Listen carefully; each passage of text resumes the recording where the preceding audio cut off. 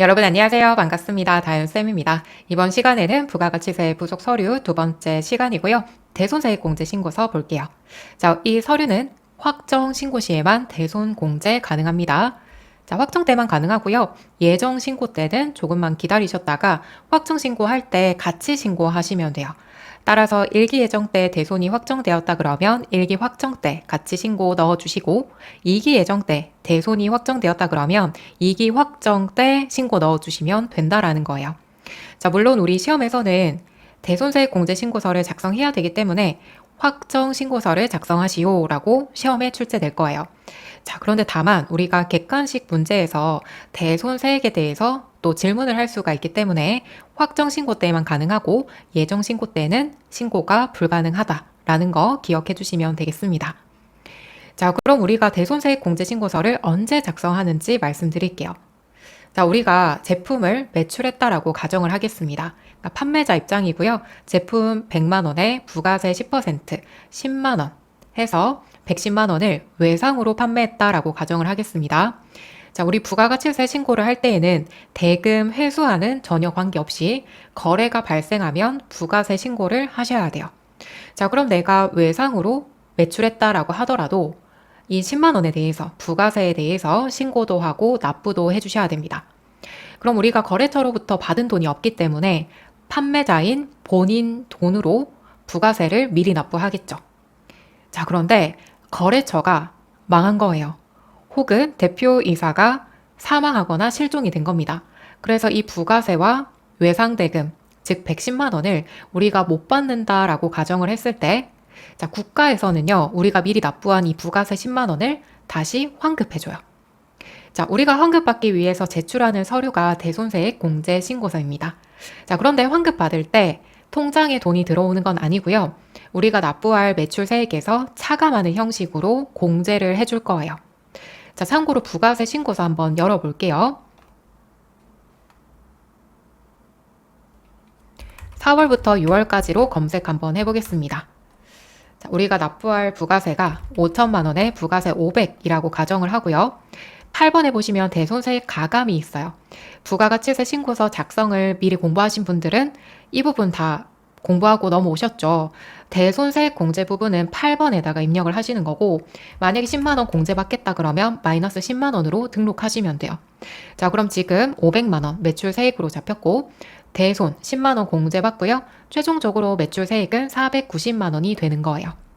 자, 이렇게 매출세액에서 차감하는 형식으로 공제해 줄 겁니다. 그 다음 같이 제출하셔야 되는 서류가 대손세액 공제 신고서인 거예요.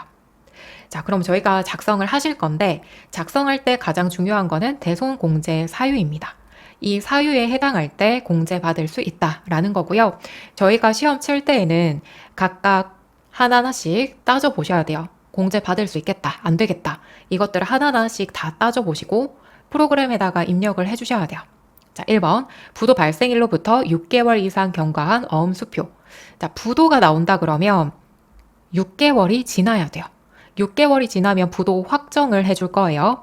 자, 6개월 이상이라고 했을 때 예를 들어서 1월 10일 날 부도가 발생했다 그러면 플러스 6개월 해주시고요.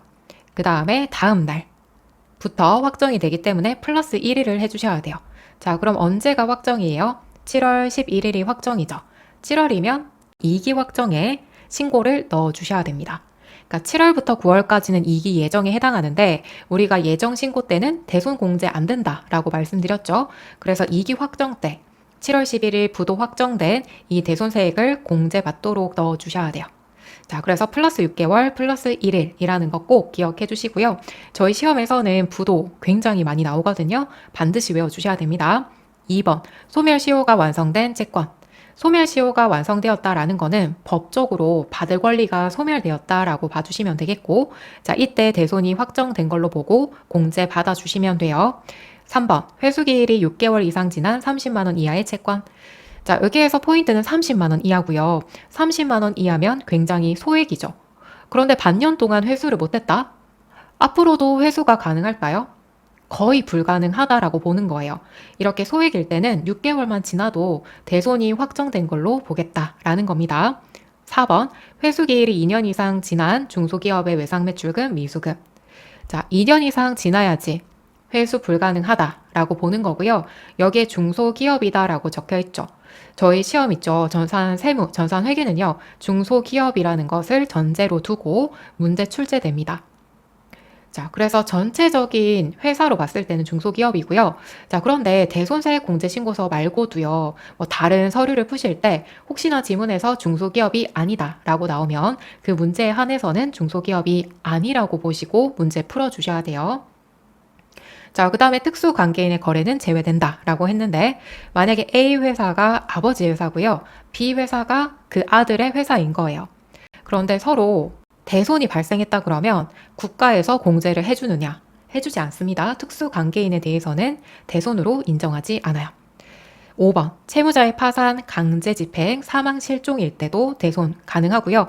다만 저당권이 설정되어 있다 그러면 공제를 받지 못합니다. 저당권이 설정되어 있다는 얘기는 담보가 있다는 얘기죠. 자, 제가 뭘 믿고 외상으로 물건을 판매를 해요. 그죠? 그러면 네가 가지고 있는 뭐 건물이라든지 기계 장치를 담보로 설정하고 내가 제품을 먼저 주겠다라고 하는 거죠.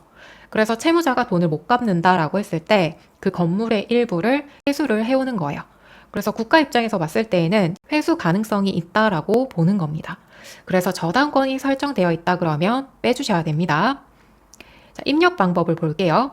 대손이 발생했다 그러면 플러스로 금액 입력하실 때 플러스로 입력해 주시고 매출 세액에서 빠집니다. 공제를 해줍니다. 자, 그런데 내가 대손이 발생해서 국가로부터 부가세를 공제받았어요. 근데 몇 달 뒤에 거래처에서 다시 돈을 준 거예요. 그럼 회사는 돈을 받았죠. 국가에 부가세 다시 납부해야겠죠? 이런 경우를 회수라고 보고 있고요. 다시 국가에다가 부가세를 납부하셔야 되기 때문에 반대로 입력을 하셔야 됩니다. 그래서 마이너스로 입력을 해주셔야 돼요. 저희가 지금 작성하고 있는 서류는 공제해주겠다라는 거죠. 그래서 대손 발생해서 공제를 받을 거면 플러스로 입력을 해주시고 오히려 돈을 받아서 납부해야 된다. 그러면 공제받으면 안 되죠. 마이너스로 입력해 주시면 되겠습니다. 자, 그럼 저희가 기출을 풀어 볼 건데요. 프로그램부터 한번 열어볼게요. 자, 부가가치 탭에서 대손세액 공제신고서 들어옵니다. 자, 들어왔을 때 탭이 두 가지가 있어요. 대손 발생은 판매자 입장에서 입력해 주시고요. 대손 변제는 대손을 갚았다라는 뜻이죠. 따라서 매입자 입장에서 입력을 해주시는데 시험에서는 대손 발생 탭을 입력을 하실 겁니다. 조회 기간은 4월부터 6월까지 일기 확정으로 들어가 볼게요. 자, 이렇게 들어오시면은 당초 공급일, 대손 확정일, 대손 금액, 여기 대손 금액은 공급 대가, 부가세 포함된 금액으로 입력을 해주셔야 프로그램이 알아서 부가세를 계산해 줄 거예요. 대손세액. 거래처 입력해 주시고 대손 사유까지 넣어주시면 되겠습니다. 자, 그럼 문제 바로 볼게요. 1번 2023년 7월 27일 당사에서 사용하던 비품을 신라상사에 330만 원. 공급 대가는 부가가치세 포함된 금액이죠. 세금 계산서 발급하고 외상으로 판매했대요. 2025년 6월 1일 현재 신라상사의 대표자가 실종되어 비품 대금을 회수할 수 없음이 객관적으로 확인되었대요. 자, 이런 경우에 공제 받으시면 되겠죠. 자, 일기 확정이니까 4월부터 6월까지 여기 해당하죠. 그래서 대손공제 받아주시면 되겠습니다. 자, 그러면 입력해 볼게요. 당초 공급일은 2023년 7월 27일이고요. 대손 확정일은 2025년 6월 1일입니다. 대손 금액은 부가가치세 포함된 전체 금액으로 입력을 해주시면 대손세액 10% 알아서 계산될 거예요. 자, 거래처 F2 해주시고 신라상사로 검색.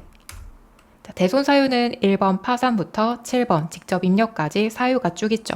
여기에서 하나를 선택해 주시면 되겠고요. 특히 5번에 보시면 부도는 6개월 경과라고 적혀 있습니다.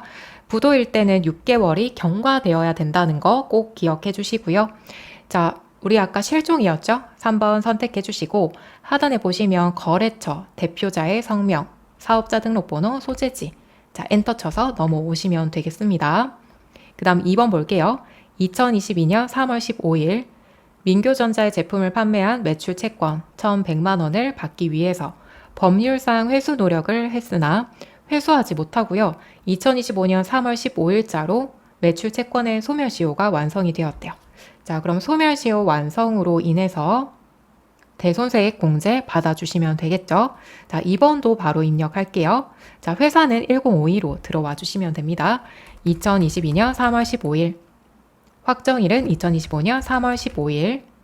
자, 3월이면 일기 예정인데 예정 때 신고를 못하니까 일기 확정 때 신고를 넣어주는 거고, 공급대가 1,100만 원 넣어주시고 거래처 F2, 민교전자, 소멸시효 완성은 6번입니다. 그 다음에 3번, 2025년 1월 9일 순호 상사에 판매하고 받은 약소거음 2,200만 원. 2025년 6월 11일 최종 부도 처리되었대요. 자, 부도가 나오면 어떻게 하기로 했죠? 6개월이 지났는지 보기로 했죠. 그래서 플러스 6개월, 그 다음에 플러스 1일 해주시면 12월 12일이 됩니다. 자, 12월 12일은 언제 해당해요? 2기 확정 때 들어가죠. 그래서 지금 현재는 1기 확정이기 때문에 지금은 대손 공제를 받지 못하고요. 2기 확정 때 대손 공제 받으시면 됩니다. 자, 지금 1기 확정이에요. 그래서 2기 확정 때 받을 수 있다. 따라서 지금은 입력하지 않는다. 자, 4번 2024년 7월 1일 채무자의 파산을 근거로 해서 대손세액 공제를 받았던 경건 상사에 대한 매출 채권 7,700만 원 중에 2,310만 원 부가세 포함이고요. 2025년 5월 31일 보통예금 통장으로 수령했대요. 그러니까 돈을 다시 받았다라는 얘기죠. 당사는 해당 채권액에 대해서 2024년 제2기 부가세 확정 신고할 때 대손세액 공제를 적용받았대요. 자, 그럼 대손 공제를 받았고요. 돈을 다시 돌려받았기 때문에 국가에다가 부가세 다시 납부해야겠죠. 따라서 대손채권 일부 회수로 입력해 주셔야 되고, 회수했을 때는 공제받으면 안 되니까 마이너스로 입력하셔야 돼요. 마이너스 2,310만 원. 자, 입력할게요. 자, 부도는 입력하지 않고요. 자, 회수는 2024년 7월 1일, 확정일은 2025년 5월 31일, 마이너스 2,310만 원 잡아주고요. 거래처는 경건상사, 사유는 7번 직접 입력 선택해 주시고 대손채권 일부 회수로 직접 입력해 주셔야 됩니다. 자, 그래서 회수했다 그러면 우리가 대손 공제 받는 게 아니라 납부를 해야 되기 때문에 마이너스로 입력을 해 주셔야 돼요. 자, 그럼 지금 현재 다 합치면 얼마예요? 마이너스 880이고 대손세액은 마이너스 80만 원이죠. 그래서 80만 원을 매출세액으로 납부를 하셔야 돼요. 지금 회수가 더 많기 때문에 마이너스 80이 나온 겁니다. F11 저장 버튼 눌러주시고요. 자, 그래서 여러분들이 좀 주의를 하셔야 되는 부분은 일단 첫 번째, 부도가 발생하면 플러스 6, 플러스 1, 그죠? 플러스 6개월, 플러스 1일 해서 1기 확정 신고 기간에 들어오는지를 보셔야 돼요. 만약에 들어오지 않는다 그러면 입력 자체를 하시면 안 돼요. 그 다음에 돈을 회수했다라고 했을 때는 금액 마이너스로 입력해 주셔야 됩니다. 자, 그럼 공제 신고서에는 마이너스 80으로 들어왔고요. 참고로 해서 부가세 신고서도 들어가 볼게요. 자, 4월부터 6월까지 불러오시겠습니까? 아니요 할게요. 자, 그럼 여기에는 금액 어떻게 들어왔어요? 플러스 80으로 들어왔죠. 반대로 들어왔죠. 자, 우리 부가세 신고서는 매출세액에서 납부를 해야 되기 때문에 플러스 80으로 불러온 거예요. 만약에 5천에 500이다 라고 했을 때 80만 원 합쳐서 580만 원이 매출세액으로 들어가는 겁니다. 자, 그래서 정리하면 대손세액 공제 신고서에 입력하는 플러스 마이너스와 부가세 신고서에 입력하는 플러스 마이너스가 어때요, 여러분? 반대죠. 그죠? 자, 반대라는 거 기억을 해주셔야 돼요. 왜냐면 저희는 대손세액 공제 신고서도 작성을 하셔야 되고 부가가치세 신고서도 작성을 하셔야 되니까 두 개가 반대로 들어온다라는 거 꼭 기억을 해주셔야 돼요. 공제니까 납부해야 되면 마이너스 80으로, 부가세 신고서는 매출세액 납부하는 거니까 플러스 80으로 들어온 겁니다. 반대라는 거 기억을 해주시고, 그 다음에 시험에서는 대손세액 공제 신고서를 작성하시오까지 나왔죠. 그래서 대손세액 공제 신고서까지 입력을 한 거고요. 만약에 시험에서 부가가치세 신고서까지 작성해라 라고 나온다면 아까처럼 그냥 불러오시면 돼요. 대손세액 공제 신고서부터 작성을 하고 저장을 하신 다음에 부가가치세 신고서에 들어오셔서 자, 아니오에서 새로 땡겨 오시면 대손세액 가감 8번 쪽으로 금액이 반영될 겁니다. 자, 그 다음에 2번 볼게요. 다음 자료를 이용해서 2기 부가세 확정신고 시 대손세액 공제신고서 작성해 주시고요. 회사 코드는 그대로 1052 두시면 됩니다. 1번, 당사는 2025년 1월 5일 주 호연에 부가가치세가 과세되는 제품을 공급하고 그 대가로 받은 약소거음 1,320만원, 2025년 11월 8일에 부도가 발생했대요. 자, 그 다음 저당권을 설정하고 있지 않다. 부도가 발생하면 어떻게 하기로 했죠? 플러스 6개월 플러스 1일. 자, 그러면 2026년 5월 9일이 되네요. 그러면 1기 확정. 2026년 1기 확정 때 이 부도에 대해서 공제 받으시면 되겠고, 자, 지금 현재는 2025년 2기죠? 그래서 제외하셔야 됩니다. 부도가 나오면 플러스 6개월 플러스 1일 해서 2기에 들어가는지 체크 꼭 해주시고요. 2번, 외상매출금 중에 5,500만원 부가세 포함이고 2022년 2월 9일 백두 상사에 대한 것입니다. 이 외상매출금의 회수를 위해서 당사는 법률상 회수 노력을 다했으나 결국 회수를 못했고요. 2025년 10월 9일자로 소멸시효가 완성이 되었대요. 자, 소멸시효가 법적으로 완성되었기 때문에 프로그램에 입력하시고 공제 받으시면 되겠죠. 자, 그럼 프로그램 한번 열어볼까요? 2기 확정이니까 10월부터 12월까지 들어와 주시고, 자, 당초 공급일은 2022년 2월 9일, 2025년 10월 9일 확정되었고, 금액은 5,500, 부가세 500 들어왔고요. 거래처 F2 백두 상사 걸어주시고, 사유는 소멸시효 완성 6번으로 걸어주시면 되겠습니다. 그 다음에 3번, 2023년 6월 1일에 파산으로 대손 처리했던 상생에 대한 외상매출금 1,650만원 중에 60%에 해당하는 금액인 990만원을 2025년 11월 17일 현금으로 회수했대요. 자, 회수하면 금액 입력 어떻게 하기로 했죠? 마이너스 990만원으로 입력하기로 했습니다. 그죠?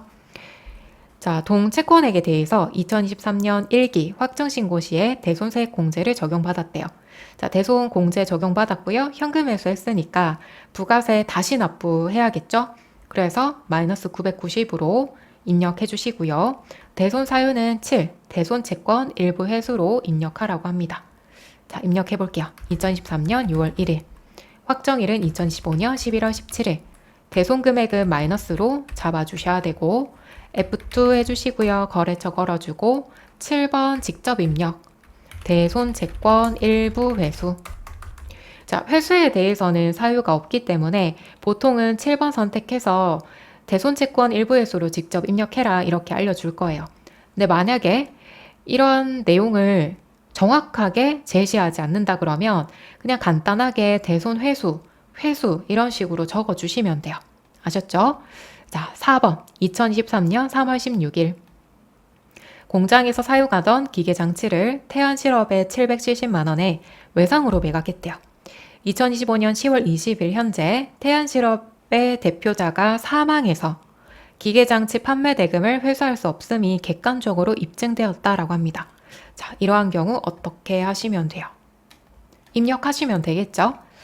자, 2023년 3월 16일, 2025년 10월 20일 대손 금액은 770이고요. 거래처 F2 해주시고 태안실업. 사유는 3번 사망으로 걸어주시면 되겠습니다. 자, 이렇게 입력을 해주시면 대손 금액 다 합쳤을 때 5,280이고 대손 세액은 480만원이에요. 자, 480만원 공제 받겠다라는 거고 F11 저장 눌러주시면 되겠습니다. 자, 그 다음 참고로 부가가치세 신고서도 들어가 볼게요. 10월부터 12월 아니요 할게요. 아니요에서 새로 반영을 하고요. 대손세액 가감 보시면 마이너스로 들어왔죠. 480만원 공제 받겠다. 따라서 520만원 부가세에 대해서 480만원 차감시키고 40만원을 매출세액으로 잡는 거예요. 자, 그래서 중점적으로는 두 가지 좀 주의를 해주셔야 됩니다. 부도 6개월 지났는지 체크, 그리고 회수했을 때는 마이너스로 입력. 두 가지 좀 잘 기억을 해주시고, 사실 핵심적인 내용만 제가 적어 드렸기 때문에 여기 있는 내용들은 그냥 다 외운다 라고 생각해 주셔야 돼요. 자, 그 다음에 8번으로 넘어가겠습니다. 자, 이번엔 공제받지 못할 매입세액 명세서입니다. 자, 이번엔 매입세액 쪽을 볼 건데 공제를 못 받는다라는 뜻입니다.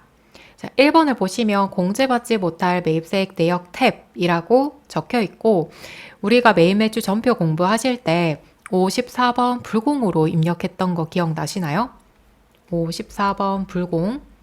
54번 불공은 언제 썼어요, 여러분? 일단은 세금 계산서를 수치를 하고요. 그죠? 원래 세금 계산서를 수치하면 매입세액 공제를 받겠다라는 뜻인데, 자, 이러한 사유들 때문에 공제를 못 받는다라는 거예요. 자, 1번 필요적 기재사항 누락. 세금 계산서에 꼭 들어갈 사항을 누락했을 때 어떤 게 있죠, 여러분? 자, 간략하게 적어볼게요. 공급자의 사업자 등록번호 꼭 들어가야 되고요. 그 다음에 성명 또는 명칭이 꼭 들어가야 됩니다. 성명이나 명칭 들어가야 되고, 그 다음에 공급받는 자. 우리 공급받는 자는 어떤 게 들어가야 돼요? 사업자 등록번호 들어가야 되고, 성명이나 명칭은 생략 가능해요. 그 다음에 공급가액, 그리고 부가세, 금액 꼭 들어가야 되고, 작성 언제 했는지, 작성연 월일이 들어가줘야 됩니다. 이렇게 네 가지 중에 하나라도 빠졌다 그러면 공제를 못 받아요. 2번 사업과 직접 관련 없는 지출. 대표이사가 개인적으로 물건을 구입했다. 그리고 세금 계산서를 수취했다. 공제 가능한가요? 불가능하죠. 개별 소비세법, 비영업용 소형승용차 구입, 유지, 임차 관련 비용. 자, 이때 소형승용차 1000cc 초과하면 공제를 못 받죠. 1000cc 이하는 경차에 들어가고요. 경차인 경우에만 부가세 공제를 해주겠다라는 취지입니다. 기업 업무 추진비, 접대비죠. 접대비와 관련이 있다 그러면 또 공제를 못 받고, 면세사업과 관련이 있다. 우리 면세사업은 매출세액도 없지만 매입세액 공제도 못 받습니다. 그 다음 6번 토지의 자본적 지출 관련. 자, 토지 관련은 면세이기 때문에 또 면세 쪽으로 들어가서 공제를 못 받습니다. 자, 여기 중에 하나라도 해당하는 부분이 있다 그러면 몇 장인지 그리고 금액이 얼마인지 적어주시면 돼요. 자, 프로그램 들어가 볼게요. 부가가치 탭에서 공제받지 못할 매입세액 명세서를 들어갑니다. 자, 이렇게 들어와 주시면 탭이 크게 4개가 있죠. 자, 공제받지 못할 매입세액 내역. 우리가 매입매출 전표에 54 불공으로 입력한 경우 부가세 신고할 때 이 서류도 같이 제출을 해주셔야 되겠고, 여기 보시면 F4 불러오기가 있죠. 만약에 매입매출 전표 입력을 하고 그 다음에 이 서류를 작성할 때에는 불러오기를 하시면 되는데, 시험에서는 대부분 그냥 직접 입력을 하라고 해요. 자, 만약에 사업과 직접 관련 없는 지출, 세금 계산서 한 장 있더라 그러면 한 장 넣어주시고, 공급가액과 부가세 이렇게 넣어주시면 끝나요. 크게 어렵지 않죠? 자, 그 다음에 이 두 가지를 볼게요. 공통매입세액 안분계산과 정산내역. 일단 안분계산은 예정 때 하는 거고, 정산은 확정 때 작성해 주시면 됩니다. 자, 우리가 과세사업이랑 면세사업을 같이 하고 있다라고 했을 때 겸용사업자라고 해요. 대표적으로는 약국이 있어요. 자, 우리 약국에서는 일반 의약품도 판매를 하고 있고요. 병원에서 처방전을 받아오면 약사가 직접 만들어주는 약도 있죠. 그 약은 면세 쪽에 들어갑니다.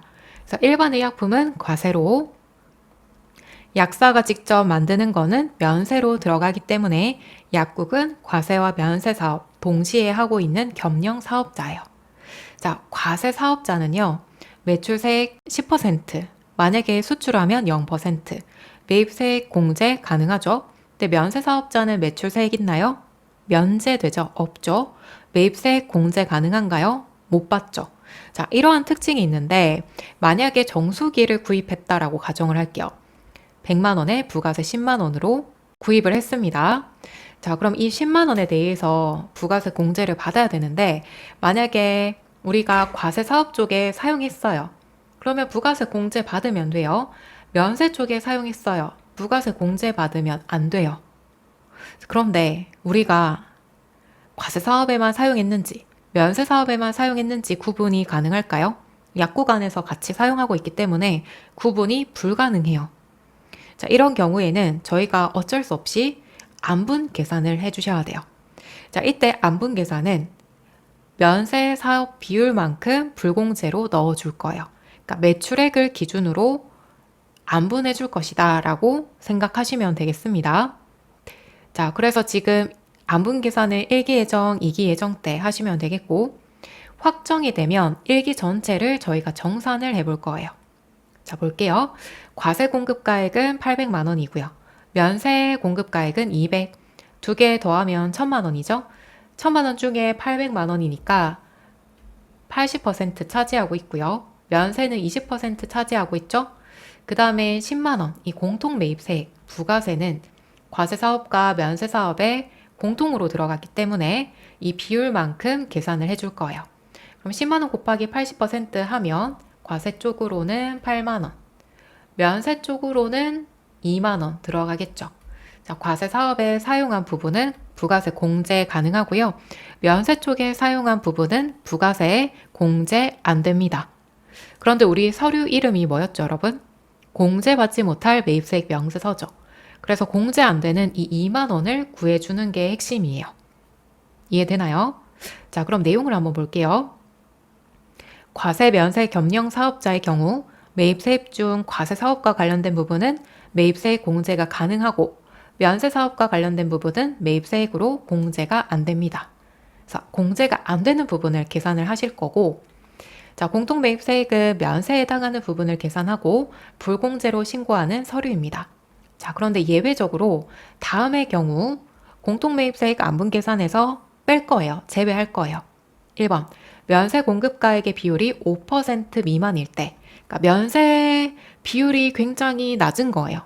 그러면 굳이 계산하지 말고 그냥 모두 과세 사업에 사용한 걸로 보고 100% 모두 부가세 공제 받자라는 거예요.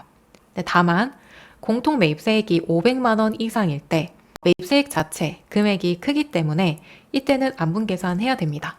자, 그럼 만약에 면세 공급가액 비율이 4%고요. 공통 매입세액이 600만 원이래요. 계산해야 될까요? 해야 되죠. 그죠?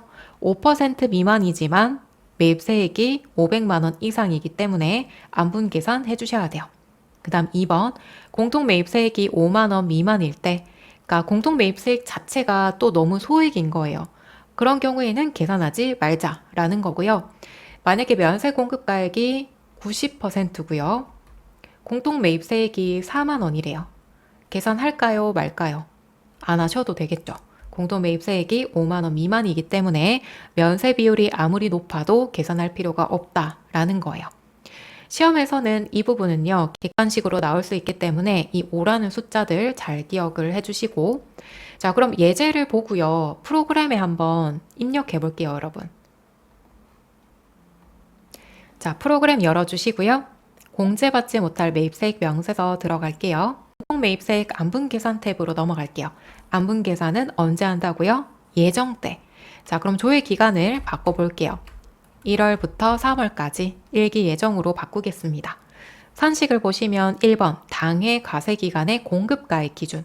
그러니까 우리가 안분 계산을 공급가액 기준으로 할 것인지 매입가액 기준으로 할 것인지 예정 공급가액 기준으로 할 것인지 여러 가지가 있는데 시험에서는 공급가액 즉 매출액 기준으로 입력을 하실 거고 전표 데이터는 불러오지 말고 저희가 직접 입력을 하는 겁니다.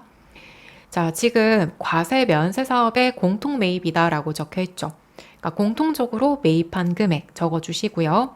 자, 이 자료를 보고 넣어줄게요. 부가세가 10만 원이니까 공급가액은 100만 원이겠죠? 100만 원에 부가세 10만 원. 그 다음 총 공급가액은 면세 공급가액, 과세 공급가액 다 합쳐서 1000만 원을 넣어줍니다. 그 다음 면세 공급가액은 200만 원이죠? 그러면 프로그램이 알아서 면세 비율은 20%입니다 라고 구해줄 거고요. 10만 원에 대해서 면세 비율은 20%니까 2만 원만큼은 불공제 매입세액으로 넣어야 된다. 이렇게 계산이 되는 거예요.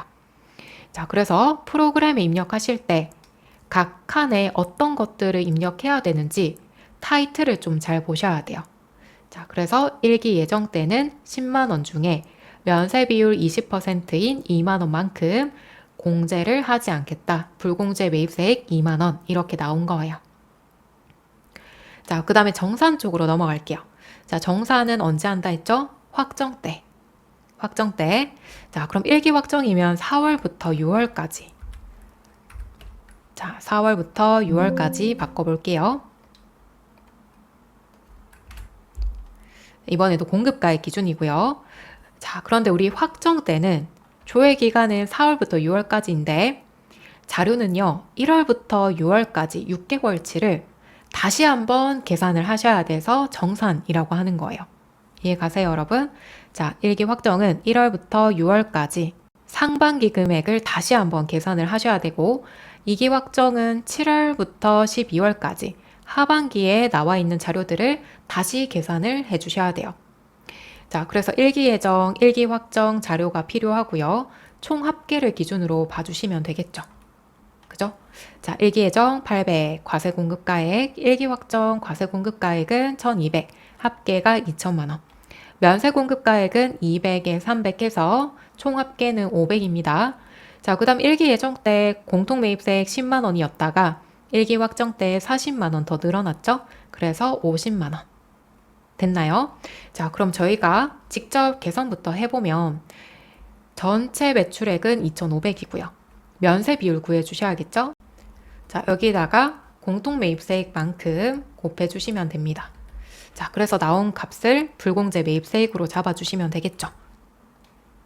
자, 500 나누기 2,500 면세 비율은 20%. 자, 여기에다가 50만 원이죠. 그러면 10만 원만큼 불공제로 넣겠다라는 거고요. 자, 그런데 주의할 점. 여기 일기 예정이 포함되어 있죠.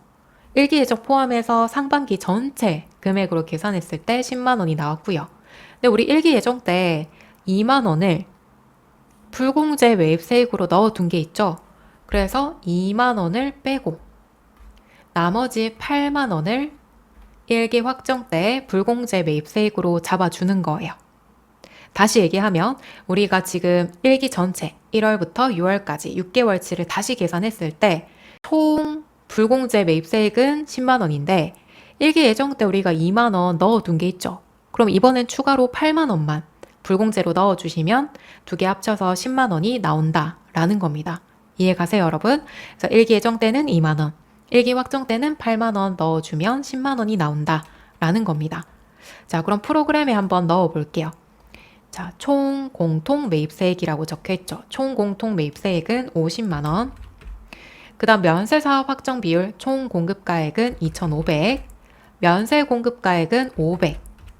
면세 비율 20% 나왔고 50만 원 곱하기 20% 해주시면 10만 원인데, 자, 기불공제 매입세액이 있죠. 예정 때 불공제로 잡은 게 있다면 차감시키자.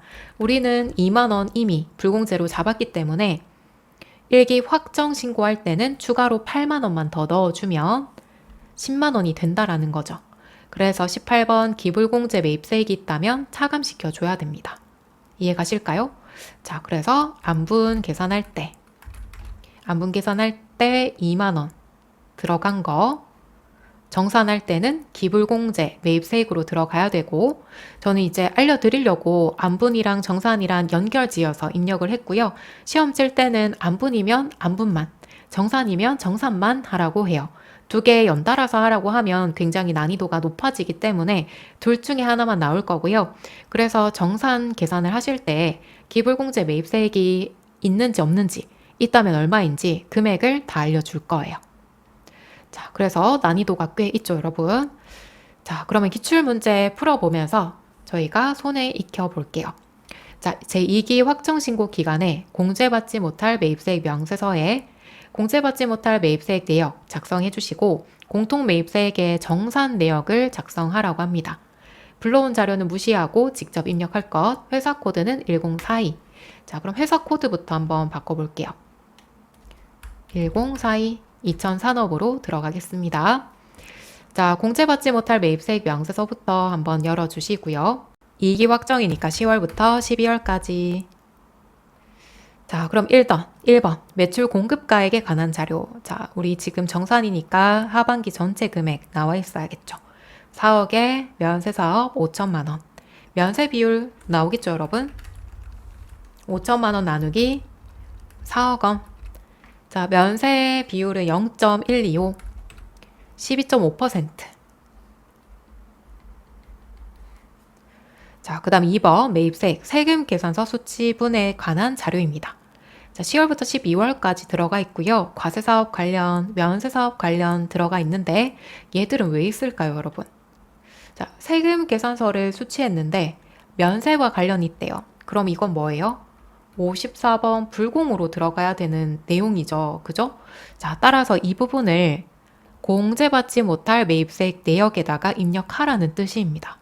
자, 그래서 면세사업 관련 5번에다가 매수, 공급가액, 부가세 넣어주는 거예요.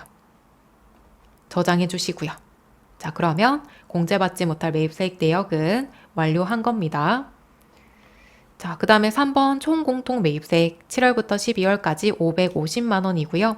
자, 그럼 550만 원에 12.5% 해서 나온 값을 불공제 매입세액으로 잡아주면 되겠죠. 550만 원 곱하기 12.5% 68만 7,500원인데 2기 예정 때 불공제 매입세액이 있대요. 그럼 이거 어떻게 하기로 했어요? 빼기로 했죠. 빼면 50만 원만큼 2기 확정 때 불공제로 잡아주면 된다라는 겁니다. 자, 그럼 정산 내역 탭 클릭해 주시고요. 공급가액 기준 전표는 불러올 필요 없고요. 자, 총 공통 매입세액 550. 그 다음 면세사업 확정 비율 총 공급가액은 4억 원. 과세와 면세 합친 금액입니다. 면세 공급가액은 5천만 원. 면세 비율은 12.5%. 따라서 550만 원 곱하기 12.5% 하면 68만 7,500원인데 만약에 예정 때 불공제 잡은 게 있다면 넣어줘라. 18만 7,500원 잡아주면 이번에 확정 때에는 50만 원 잡으면 된다. 두 개 합치면 68만 7,500원 나오죠. 자, 저장 버튼 눌러주시고 마무리하시면 되겠습니다. 어때요, 여러분?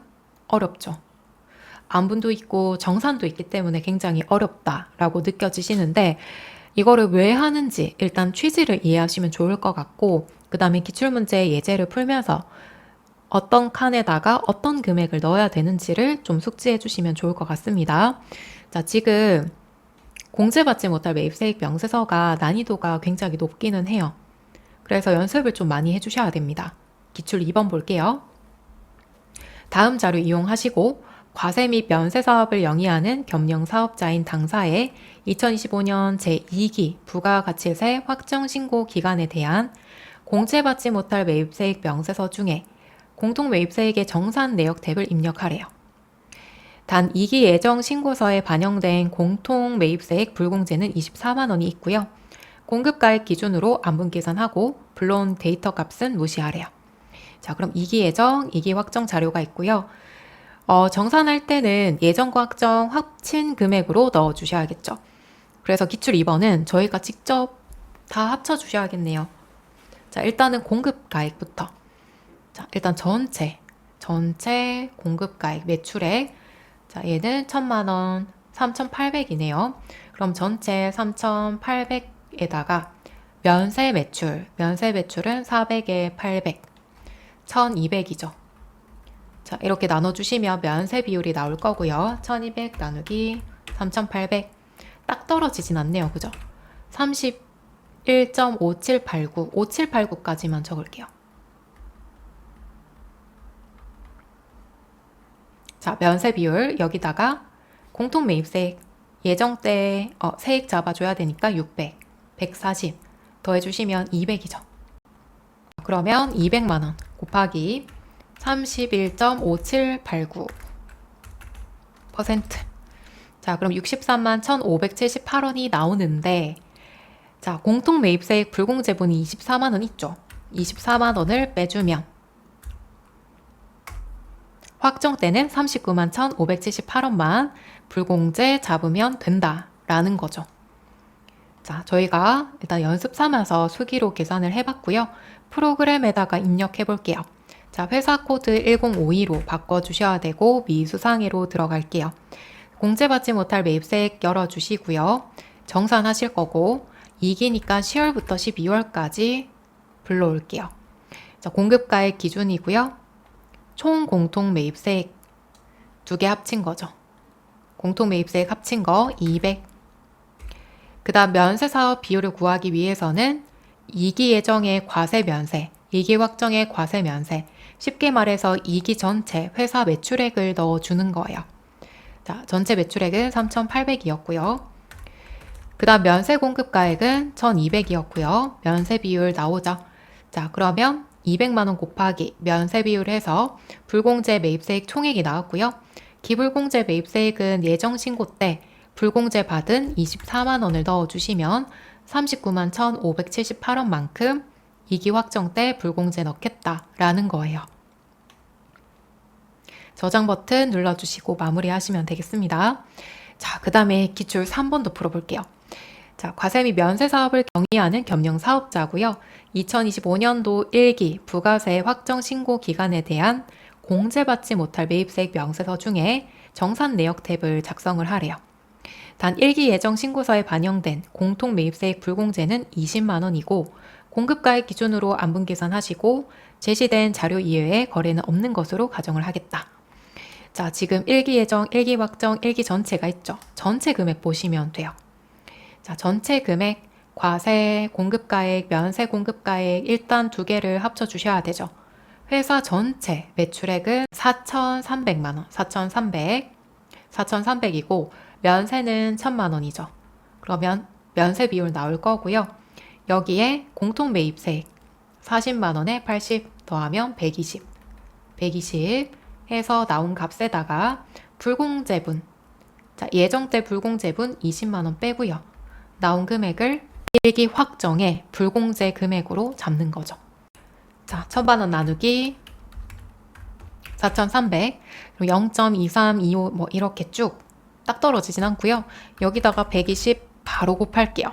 그럼 27만 9,069원 정도가 나오고 여기에서 20만 원 불공제 받은 게 이미 있죠. 자, 빼고 나면 7만 9,069원만큼 1기 확정의 매입세액 불공제로 잡아주시면 됩니다. 자, 프로그램 열어볼게요. 자, 이번에도 정산이니까 날짜 4월부터 6월까지 바꿔주고요. 공급가액 기준이었고, 자, 총 공통 매입세액 120만 원. 면세 사업 확정 비율, 총 공급가액은 과세 면세 1기 전체, 면세 공급가액은 1,000만 원, 면세 비율 나왔고요. 자, 그러면 120만 원 곱하기 면세 비율 해주면 27만 9,069원인데 우리 1기 예정 때 20만 원 불공제 받은 거 있죠? 그래서 20만 원 차감시켜주면 1기 확정 때에는 7만 9,069원만 불공제 넣어주시면 된다라는 거예요. 됐나요? 자, 그래서 정산은 확정 때 넣어주는 거고 조회 기간은 확정으로 조회를 하시는데 하단에 금액 입력하는 거는 1기면 1기 전체, 2기면 2기 전체 금액 넣어주셔야 됩니다. 자, 이번에는 의제 매입세액 공제 신고서를 볼게요. 자, 우리 아까까지는 매입세액으로 공제를 해주지 않겠다라는 거였고 이번에는 매입세액으로 모아 공제를 해주겠다라는 거예요. 자, 보시면 지금 과세사업자가 있죠. 과세사업자를 우리 회사라고 가정을 할게요. 과세사업자 중심으로 보겠습니다. 자, 과세사업자가 딸기잼을 만들어서 판매하는 공장이라고 가정을 할게요. 딸기잼은 과세입니다. 자, 소비자에게 매출했다라고 가정을 했을 때 부가세가 있겠죠. 자, 과세사업자는 매출 세액이 10만 원이라고 가정을 하겠습니다. 그러니까 딸기잼을 100만 원에 부가세 10만 원 해서 판매를 한 거죠. 딸기잼을 만들기 위해서는 면세사업자와 농어민에게 딸기를 매입해야 되는데 딸기는 면세 농산물이라서 부가세가 없죠. 따라서 매입세액이 없어요. 그럼 납부세액은 10만 원입니다. 자, 여기까지 봤을 때 어때요, 여러분? 이상한 게 전혀 없죠. 매입세액이 없으니까 공제를 받을 게 없고 매출세액 그대로 납부를 하는 건데 자, 국가에서는 이렇게 봅니다. 이 과세 사업자 같은 경우에는 면세 농산물을 매입하기 때문에 공제받을 금액이 없다. 그래서 어느 정도는 우리가 매입세액으로 보고 간주를 하고 공제를 해주겠다라는 제도입니다. 즉, 이 과세 사업자한테 굉장히 좋은 제도예요. 자, 그러면 지금 딸기를 100만 원에 매입했다라고 가정을 했을 때 10%만큼 공제를 해주면 사실 과세나 마찬가지이기 때문에 그만큼은 공제를 해주진 않고 일정한 율만큼을 공제해주고 있어요. 자, 100만 원 곱하기 102분의 2 하면 19,000원 정도 나오거든요. 19,000원 정도를 매입세액으로 보겠다, 공제해주겠다 라는 거고요. 자, 10만 원에서 19,000원 빠지니까 이 과세 사업자는 81,000원만 부가세로 납부하면 되는 겁니다. 과세 사업자 입장에서는 무조건 공제를 받으면 좋은 거죠. 납부세액이 줄어드니까 좋은 거예요. 자, 그러면 아무나 다 해주는 건 아니고요. 몇 가지 조건이 있기는 해요. 자, 일단은 첫 번째, 면세 농축수 임산물을 원재료로 매입을 하셔야 됩니다. 면세 농축수 임산물. 다시 얘기하면 그냥 먹는 거라고 생각하시면 돼요. 먹는 건데 면세일 때만 매입했을 때 가능해요. 그리고 이 원재료를 가지고 과세 재화로 매출을 하셔야 됩니다. 자, 그렇게 하실 경우 일정한 율만큼 매입세액으로 공제해주겠다라는 거예요. 자, 그러면 볼게요. 자, 공제를 받기 위해서는 증빙서류 잘 챙겨 주셔야 되고, 면세니까 계산서 또는 신용카드 매출전표, 현금 영수증을 수치를 하셔야 돼요. 단 제조업자는 농어민에게 매입 시 무증빙 인정한다 적혀 있죠. 농어민은 개인이기 때문에 계산서를 발급해 준다든지 신용카드 매출전표, 현금 영수증 발급은 불가능해요. 그래서 이러한 증빙은 없지만 제조업자일 때는 이 증빙 없는 농어민이라고 하더라도 인정하겠다라는 거예요. 아예 증빙이 없는 건 아니고 그 농어민의 인적 사항 기재된 계약서라든지 이런 서류들은 제출을 하셔야 되는데 여기 적힌 부가세 관련 서류는 없다라는 거예요. 자, 그 다음에 공제율 꼭 외워주셔야 되고, 자, 구분은 일단 제조업과 음식점업으로 나뉩니다. 제조업은 법인과 개인으로 또 나뉘고 있어요. 법인사업자, 개인사업자. 음식업도 마찬가지. 법인사업자, 개인사업자 이렇게 나뉘어지고 있고, 그 다음에 제조업 쪽에서도 중소기업에 해당하더라. 그러면 개인사업자와 마찬가지로 같은 율을 적용을 합니다. 그러니까 법인사업자라고 하더라도요. 대기업일 수도 있고 중소기업일 수도 있죠. 누가 돈을 더 많이 벌어요? 대기업이 많이 벌겠죠. 자, 중소기업 같은 경우에는 어떻게 한다? 더 많은 율을 적용해주겠다라는 게 취지입니다. 자, 그래서 개인사업자, 중소기업인 개인사업자, 중소기업인 법인사업자 모두 104분의 4를 적용하고 있습니다. 자, 보시면 102분의 2, 104분의 4, 106분의 6, 108분의 8 이렇게 있고요. 2, 4, 6, 8 갈수록 점점 더 율이 커집니다. 규모가 적으면 적을수록 율을 더 많이 공제해주고 있더라. 이렇게 봐주시면 되겠고, 자, 외울 때는 이렇게 외워주시면 돼요. 우리 호텔 놀러 가면 조식 먹죠. 그래서 조식 먹게 2, 4, 6, 8 이렇게 좀 외워주시면 어렵지 않게 쉽게 외우실 수 있을 것 같고요. 그 다음에 중소기업도 개인과 같이 묶어서 봐주시면 되겠습니다. 자, 외운다기보다는 그냥 이해하시면 되겠죠. 법인 사업자보다 더 적은 율, 더 많은 율을 적용해주겠다. 규모가 적으니까 개인 사업자만큼 더 많은 율을 적용해주겠다라는 게 취지입니다. 자, 그래서 일단 첫 번째 면세 농축수 임산물인지 체크를 해주시고, 두 번째 증빙 서류 있는지 체크, 세 번째는 어떤 율을 적용하셔야 되는지 체크. 자, 기출문제 볼게요. 당의 문제에 한해서 당사는 돼지고기를 매입하여 소시지를 제조하는 법인이고요. 중소기업에 해당하지 않는데요. 그럼 율이 뭐예요, 여러분?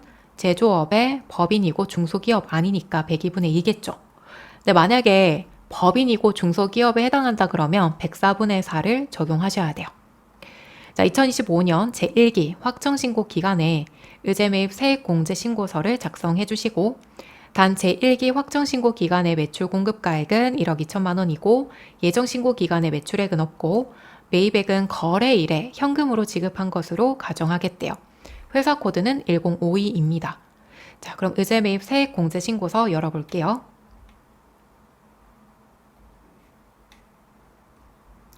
자, 일기 확정이죠. 4월부터 6월까지 불러와 주시고 일단 관리용에다가 입력하시면 돼요. 자, 4월 30일 돼지고기 면세 농축수임산물 맞죠? 그 다음에 상호로 보시면 고기 유통 일반 사업자고요. 증빙은 전자계산서 잘 받아왔죠. 자, 식품포장재. 자, 얘는 제외시켜 주셔야 돼요. 농축수임산물도 아니고 면세도 아니에요. 빼주시고요. 돼지창자, 면세 농축수임산물 맞죠? 그 다음에 증빙도 잘 챙겨왔습니다. 자, 그러면 두 가지만 넣어주시면 되겠네요. 고기 유통. 취득일자 2025년 4월 30일. 증빙은 1번. 물품명은 돼지고기. 수량은 1600. 매입가액은 2800. 공제율은 1번이죠. 102분의 2. 그럼 2800만원 곱하기 102분의 2 해서 나온 금액 54만 9,019원만큼 매입세액으로 공제해주겠다 라는 거예요. 자, 그 다음에 창자 유통 불러와 주시고 2025년 6월 30일 1번이고요. 물품명은 돼지 창자. 수량, 매입가액, 공제율은 1번, 의제 매입세액 나왔죠? 자, 그러면 두 개를 합쳐주시면 의제 매입세액 개를 보시면 돼요. 60만 7,842원인데 자, 그러면 면세 농축수임산물이 굉장히 많으면 의제 매입세액도 굉장히 많아질 텐데 전액 다 인정을 해주냐? 그건 아니에요. 하단에 보시면 한도 계산이 있죠? 한도 계산을 해주셔야 되기 때문에 과세 표준에 대한 금액을 넣어주셔야 됩니다. 자, 지문에 있었죠? 확정 신고 기간의 매출 공급가액 1억 2천만 원이고 예정은 없다. 한도율은 50%. 그래서 6천만 원이고요. 단기 매입액은 알아서 반영될 거고 공제율 102분의 2 들어왔고요. 자, 공제 대상 금액 60만 7,843원이고 이미 공제받은 거 있으면 넣어주시면 되는데 공제받은 게 없죠.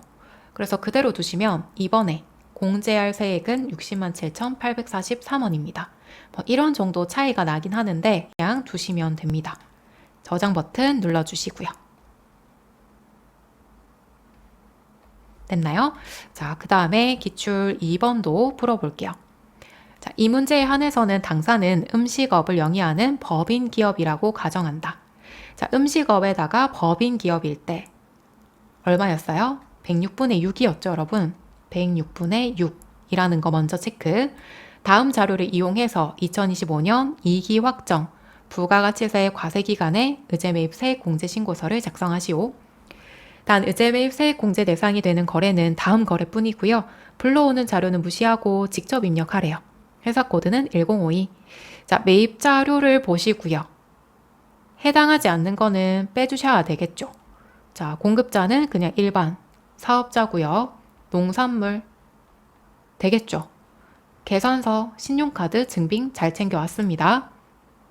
자, 1기 예정 과세 표준은 1억 4천만 원이고 1기 확정 과세 표준은 2억 원입니다. 1기 예정 신고까지는 면세 품목에 대한 매입이 없어서 의제 매입 세액 공제를 받지 않았다라고 합니다.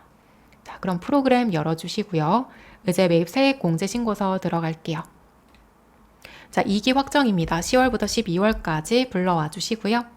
자, 공급자 F2 서울농산. 서울농산입니다. 이 부분은 데이터 수정할게요. 자, 취득 일자는 2025년 4월 5일. 구분은 1번 계산서고요.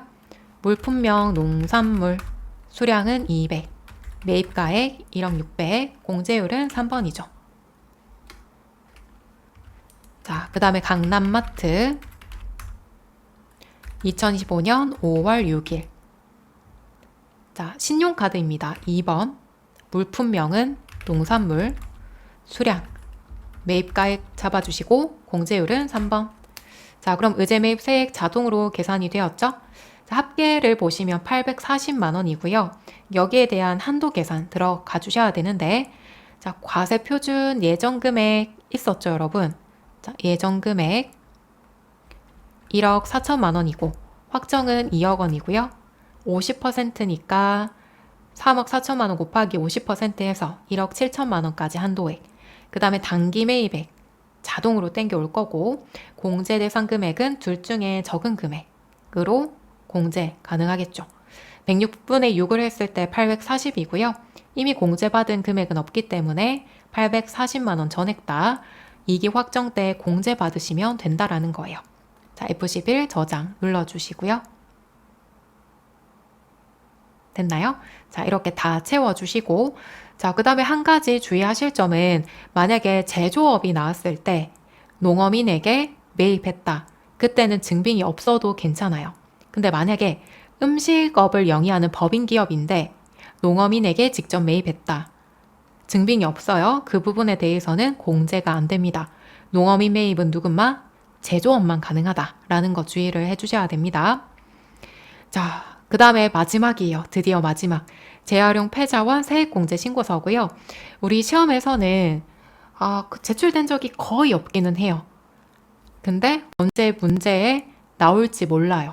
언제 시험에 나올지 모르기 때문에 한 번쯤은 입력하는 방법 숙지하시면 좋을 것 같아요. 크게 어렵진 않거든요. 그래서 빠르게 보고 마무리하겠습니다. 자, 재활용 폐자원을 매입했을 때 부가세 공제해주겠다라는 거예요. 우리 아까 봤었던 의제 매입세 공제 신고서와 유사한 서류라고 생각하시면 돼요. 근데 이번에는 재활용 폐자원, 중고품을 수집했을 때 가능하다라고 봐주시면 되겠습니다. 자, 비사업자인 개인 또는 면세사업자, 간이과세자로부터 재활용 폐자원 및 중고품을 매입하는 경우 일정 금액을 매입세액으로 공제를 해주겠다. 일반 과세자에게 매입한 것은 제외다라고 적혀 있죠. 자, 일반 과세자에게 매입했을 때에는요, 세금 계산서 발급받았다 그러면 뭐 100만 원에 10만 원 이렇게 부가세가 적혀 있고 증빙도 적법하기 때문에 그냥 공제 받으시면 돼요. 51번 과세로 입력을 하시고 부가세 10만 원 공제를 받으면 됩니다. 그래서 당연하게 공제가 되는 거기 때문에 재활용 폐자원 세액 공제 신고서를 작성하실 필요가 없어요. 자, 그런데 비사업자인 개인한테 중고품을 매입했다. 자, 비사업자인 개인이 세금 계산서 발급할 수 있나요? 신용카드 매출전표 현금 영수증 발행 가능한가요? 안 되죠. 사업자가 아니기 때문에 불가능합니다. 그 다음에 간이과세자. 자, 여기에서 간이과세자 있죠. 세금 계산서 발급이 불가능하다. 그러니까 면세사업자와 간이과세자 이 모두 세금 계산서 불가능한 사업자가 있죠. 그 사업자에게 물건을 매입했을 때 매입세 공제가 원칙적으로는 불가능한데 예외적으로 재활용 폐자원이라면 공제를 해주겠고 공제를 받고 싶다면 이 서류를 작성해라 라는 취지입니다. 자, 그래서 간이과세자도요. 만약에 디테일하게 나온다 그러면 4,800만 원 미달하는 간이 사업자라고 보셔야 돼요. 얘들은 세금 계산서 발급이 불가능하죠. 이 세금 계산서 발급 불가능한 사업자한테 재활용 폐자원을 매입하면 일정률만큼 공제를 해주겠다라는 제도예요. 고철 폐지 폐유리는 103분의 3만큼 공제, 중고자동차는 110분의 10만큼 공제가 될 겁니다. 볼게요, 기출. 자, 2기 확정 재활용 폐자원 세액 공제 신고서를 작성하시오. 다음 불러온 자료는 무시하고 직접 입력해 주시면 됩니다. 자, 완고물상 있고요. 사업자 번호 있고요. 고철 이렇게 쭉 있죠. 증빙은 영수증. 자, 추가 자료를 보시면 간이과세 사업자다.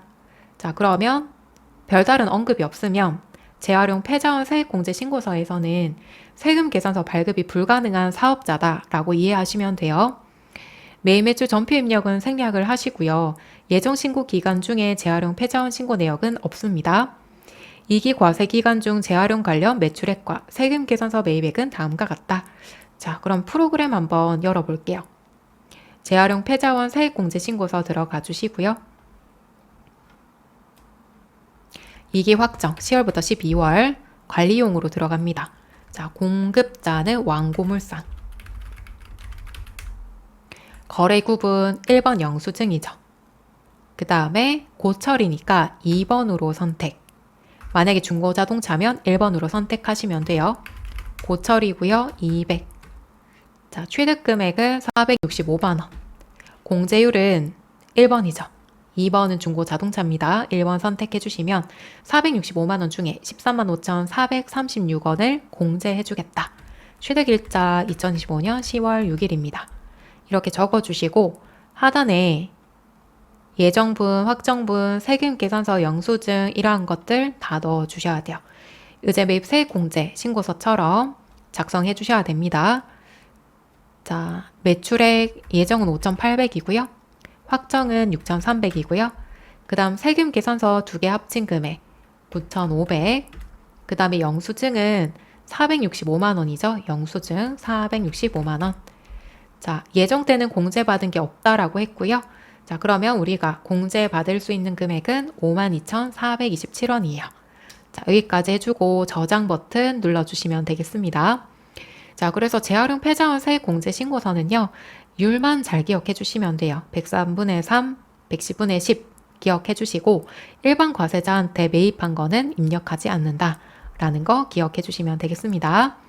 자, 이렇게 해서 부가가치세 부속 서류 전체적으로 한번 살펴봤고요. 부가가치세 부속 서류가 쉽진 않아요. 외울 것도 많고 입력하는 칸도 복잡하기 때문에 가장 중요한 거는 당연한 얘기지만 반복 작성을 꼭 해주셔야 됩니다. 그래서 저랑 같이 한번 작성하고 다 지우고 난 다음에 혼자서 다시 한번 입력하시는 걸 추천을 드리겠고요. 다시 입력을 하겠다라고 하실 때에는 데이터베이스를 다시 다운을 받으시고 회사 등록 들어가셔서 회사 코드 재생성을 해주셔야 돼요. 저희가 맨 처음에 실습 DB K랩에다가 넣었던 거 기억나시죠? 그거 처음부터 그대로 수행을 하시거나 혹은 프로그램에 들어가셔서 재활용 폐자원 세액공제 신고서 만약에 10월부터 12월 이렇게 불러왔을 때 저장된 데이터를 불러오시겠습니까? 아니요를 눌러주시면 이렇게 빈 서식으로 들어옵니다. 그래서 편한 대로 다시 한번 입력해 주시길 추천드리겠습니다. 자, 그럼 고생 많으셨고요. 시험 합격하시길 응원 드리겠습니다. 수고하셨습니다.